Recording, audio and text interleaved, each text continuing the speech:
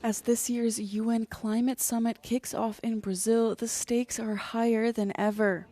Taking place at the edge of the Amazon rainforest, this year's summit is set to spotlight indigenous peoples and land stewardship in addressing climate change. Over 3,000 indigenous delegates are set to participate this month as both members of civil society and negotiators. Also in the spotlight is the ambitious Tropical Forests Forever facility, a financial incentive championed by Brazilian President Luiz Inácio Lula da Silva, which already drew $5.5 billion in pledges by Friday. A notable absence this year is the United States, which will send no high-level officials to the summit. U.S. President Donald Trump has called climate change a hoax and withdrew the U.S. from the Paris Climate Accords the day he entered office. The historic Paris Agreement was signed 10 years ago, aimed at limiting global warming to 1.5 degrees Celsius. And while the world has made progress, many scientists now say it's unlikely countries will stay below that threshold. The EU's foreign policy chief Kaja Kallas is attending a summit in Colombia, overshadowed by US military strikes in the region. Speaking at the event, Kallas said the EU's position is to uphold international law, where the use of force is only justified in self-defense or with a UN resolution. Under international law, you can use force only for two reasons, either self-defense or on the basis of UN Security Council resolution.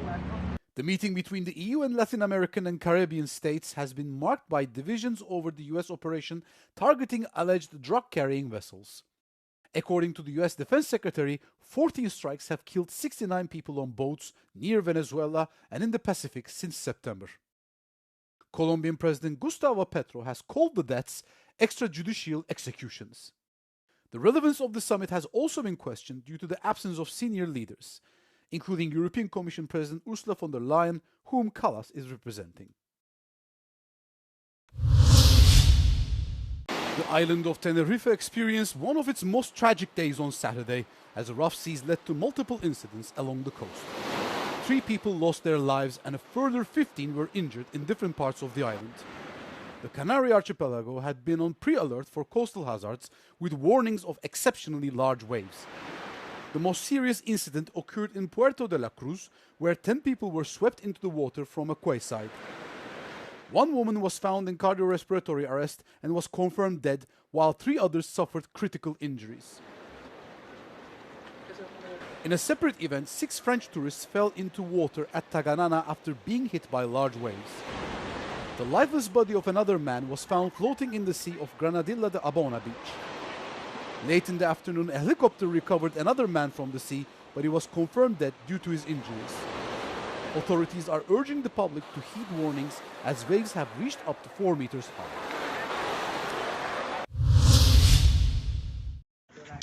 Rescuers in Malaysia have recovered the bodies of 7 migrants from Myanmar and found 13 survivors from a capsized boat. Some of those rescued are believed to be Rohingya Muslims. The UN High Commissioner for Refugees has urged regional governments to enhance search and rescue efforts. Nearly 600 Rohingya refugees have been reported missing or dead this year. At least 4 people have been killed and 1.4 million displaced in the Philippines, where Super Typhoon Fong made landfall late on Sunday. The tropical storm, with winds of 185 kilometers per hour and torrential rain, passed through Manila by dawn on Monday, causing flash floods and landslides along its path. It comes just days after Typhoon Kalmegi caused at least 224 deaths, and the search for 135 missing people had to be suspended due to the new typhoon.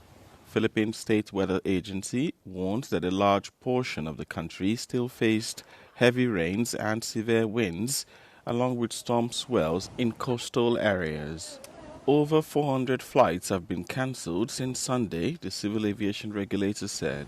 The Philippines is battered by about 20 typhoons and storms each year. The country is also often hit by earthquakes and has more than a dozen active volcanoes, making it one of the world's most disaster-prone countries.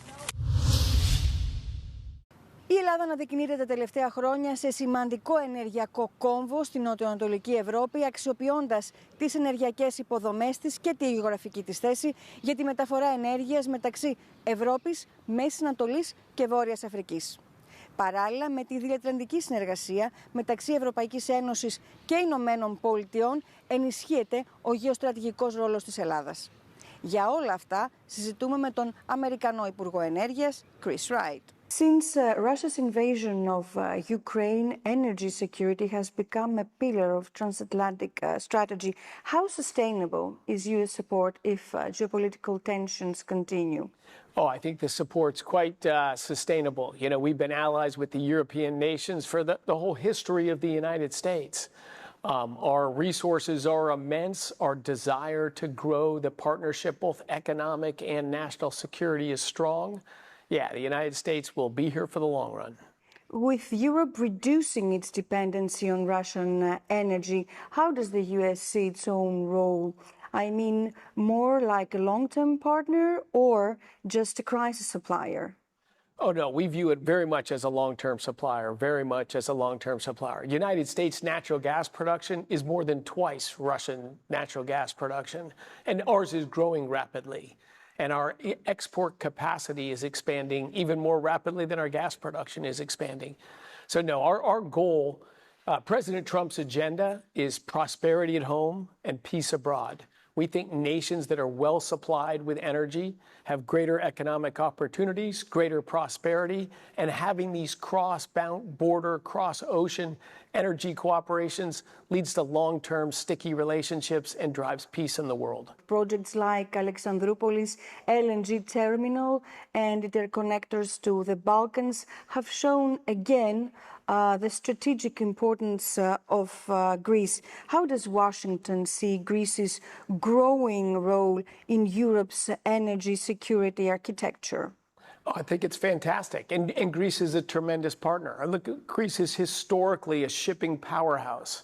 Something like 20% of global shipping and over a third of all LNG, liquefied natural gas shipping, is done by Greek companies. But when the Russian dominated as the energy supplier into Europe, Greece was the end of the line, was just a node at the end of the energy transportation system.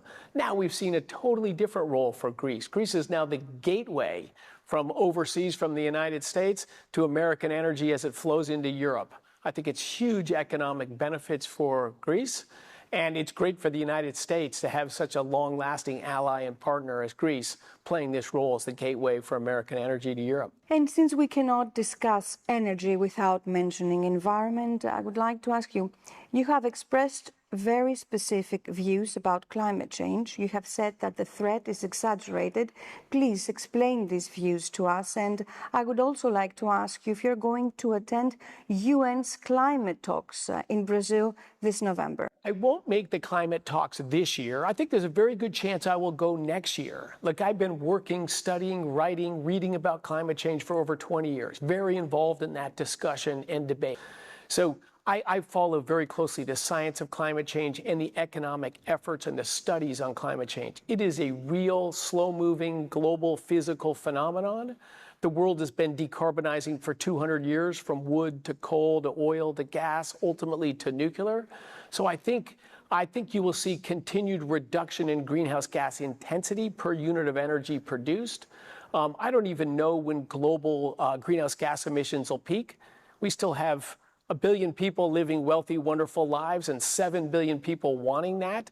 So I think we're going to see many, many decades of growth in energy production, likely continued gradual rises in greenhouse gas emissions.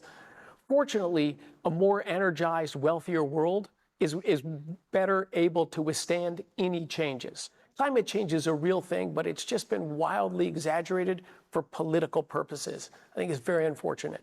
Secretary, thank you very much for this discussion. Thank you so much for having me. To mark its 75th anniversary, the Magnum agency is exclusively showcasing the work of female photographers. Visitors to CO Berlin can see when they think it is close enough. Es ist für uns eine wichtige Ausstellung, weil sie die Veränderung zeigt, die die Agentur über die Jahrzehnte durchgemacht hat, dass wir uns eben auch mit der Zeit mitentwickeln, indem wir jedes Jahr junge Fotografen in die Agentur aufnehmen. One of these voices is Nusha Tavakolian from Iran. For her, a picture often begins with a long conversation. At first only we had to talk for hours to try to understand each other and then find a common ground, and then they kind of gave me permission to portray them. Tavakolian wants to freeze time with her portraits. You freeze a moment and then you give the viewers a possibility to look at what you capture as long as they want to. It's not about the privilege of an expensive camera. Now everybody have this tool in their hand, and it's not about being privileged or not. It's about what you have to say. That's exactly what the exhibition shows. Stories told in series of images instead of words. Es geht eben Menschen auf der ganzen Welt, in ihren Communities. Und es geht Politik, Gesellschaft, Zeitgeschichte. Und das können wir mit unseren Handybildern so nicht erzählen. Close enough, a view of the world through the eyes of Magnum photographers is on display at CO Berlin until January 28th.